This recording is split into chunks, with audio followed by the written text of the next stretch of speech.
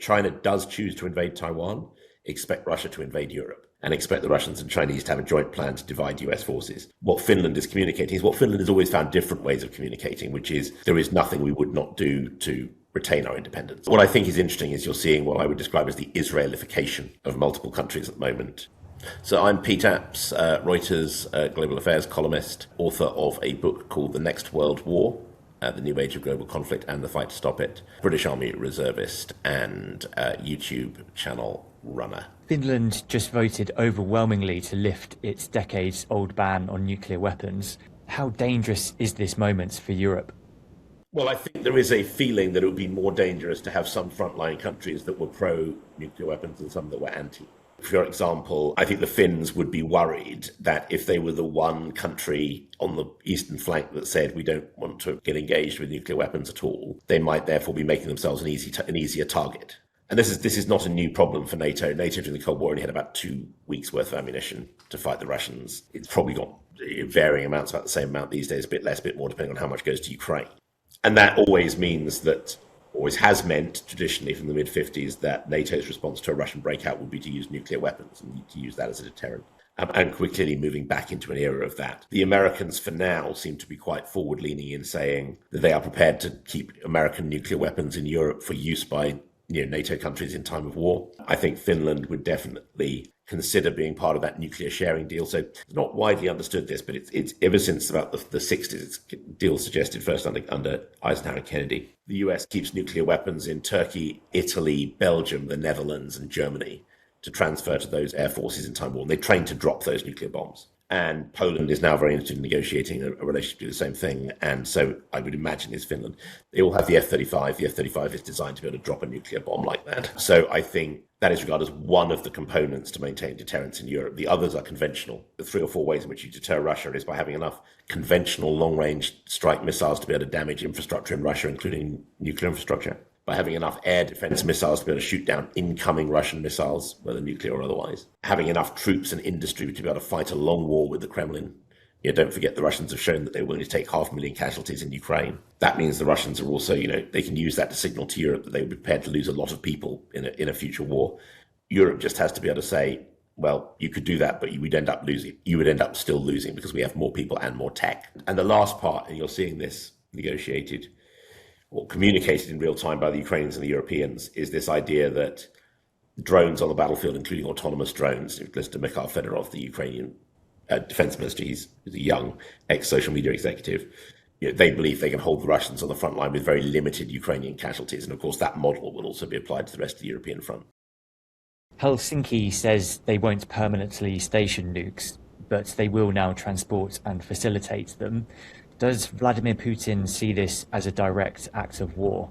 All countries have the right to do stuff on their own territory. That's not an act of war. The only thing that would be an act of war against Russia would be if Finland was taking direct action to damage the Russian state or people. Yes, I suppose if Finland launched a nuclear weapon into Russia, it would respond accordingly. But that's not really what everyone's talking about here. I mean, the Kremlin won't like it, but the Kremlin was reluctantly forced to concede that it had lost control of Finland at the end of World War II or during World War II. And I think it accepts that Finland is now part of a Nordic alliance that isn't going anywhere. But in their innermost minds, even the Russians who think they might get bits of the Baltic states back probably don't expect to get control of Finland.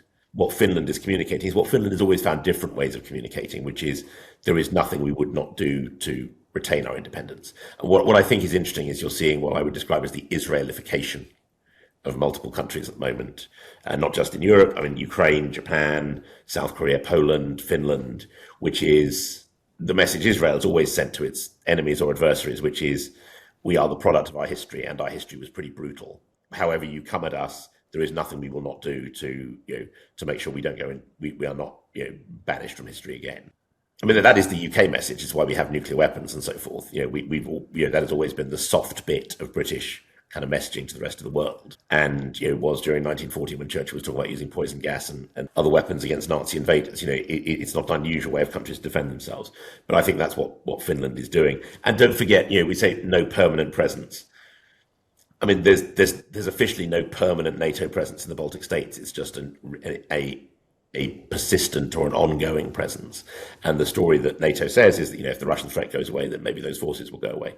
The Russian threat isn't going to go away. So actually, those presences are pretty long lasting, or could be pretty long lasting. Finland could host US nuclear weapons for 20 years without describing it as permanent.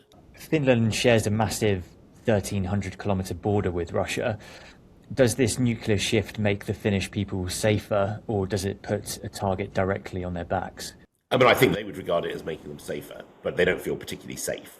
Finland, more than any other nation in Europe, I would argue, has a deliberate strategy of saying we have several different approaches to being attacked, and you'll hate all of them. In the past, Finland has sometimes suggested it would abandon Helsinki and fight a brutal war in the ruins of it. So a mate of mine is Finnish, he's a reservist, his job was to sabotage things like toilets in Helsinki in the event of a Russian occupation. On the other hand, now they're in NATO, they might, if Russia decided it was Finland it was going to invade, then you'd probably get the French and the Germans and certainly the Scandies, sending fairly heavy forces to fight there. I think the Finnish people felt when they were not allowed to join NATO during the Cold War, that they were safest if they were heavily militarized. And they now feel they're safest if they're heavily militarized with allies. But they don't take anything for granted. So even if you did get 20 years of US nuclear weapons on Finnish soil, don't think Finland won't have a plan to defend itself the second those weapons leave. Because the Finns take this sort of thing very seriously. Finland is looking at Emmanuel Macron's plan for a European nuclear deterrent. Is Europe realising it can no longer rely on the US nuclear umbrella under Trump? The reason France is a nuclear power is that Charles de Gaulle always argued that it never could rely on the US in the long run, and that only a European nuclear deterrent would work. Now, ironically, the French found it really hard to make their nuclear deterrent work, and they were eventually helped by the Americans to make it work, including being helped by the Americans to put their missiles on top of the rockets that go on their submarines. And what appears to have happened, although the details of this are obviously still remain highly secret, and the UK has never been aware of the details of this, as far as I know. But France now builds its own both short-range nuclear and long-range nuclear missiles. Short-range missiles go on planes, long-range missiles go on submarines. And it appears to have the ability to build those rockets. They're built by Airbus.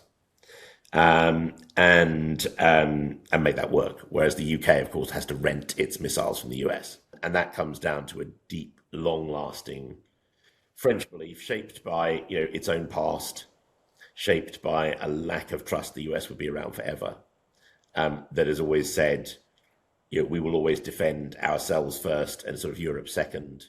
We will always have a plan that does not involve being slaves to the US or sort of being locked into a US plan. And the real question is what France might do if the far right takes control, because they're talking about pulling out of NATO command structures and so forth. And again, there are questions over their commitment to the European Union. But at the moment, the Macron plan, which is also, I think, the sort of French deep state plan, is to use the French nuclear deterrent, particularly the air-launched nuclear deterrent, to signal to Russia when Europe is serious. Because don't forget, what they can do is they can move those aircraft around and they don't have to publicize it, but the Russians will track it. If the Russians are holding big exercises up on the Finnish border and the French send 4 nuclear weapons to, Stockholm or somewhere in Finland or Poland, that delivers a message to the Russians that say, we're watching. And that's the kind of sort of shadow boxing. I mean, the Americans do this as well. The Americans surface ballistic missile submarines periodically to say, you didn't know that was there, did you? We'd have been able to fire a missile into, whether that's Pyongyang or Murmansk. And they do it particularly often off both South of North Korea and Russia. And just go, our submarines are quiet, our submarines are good.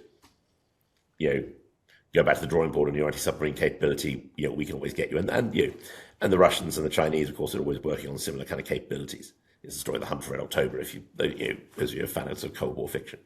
So that kind of nuclear shadow boxing never ends. But there is a feeling, on behalf of the French, that they should sort of step forward and do that. While Britain gives its nuclear weapons to the defence of NATO, I don't think it's regarded as being existentially committed to the European Union in the same way as France might be. And there are certainly other nations, particularly Poland, that are beginning to say, maybe we should have our own as well. Intelligence shows Russia expanding troops on the border with Finland. We're expecting Russian ground forces there to increase from 20,000 to 80,000. What is Putin preparing for? The Russians are doing two things. First, they're building bases along the borders with Finland and the Baltic states, and those bases are by and large often quite empty because the soldiers who would go in them are currently fighting in Ukraine. So,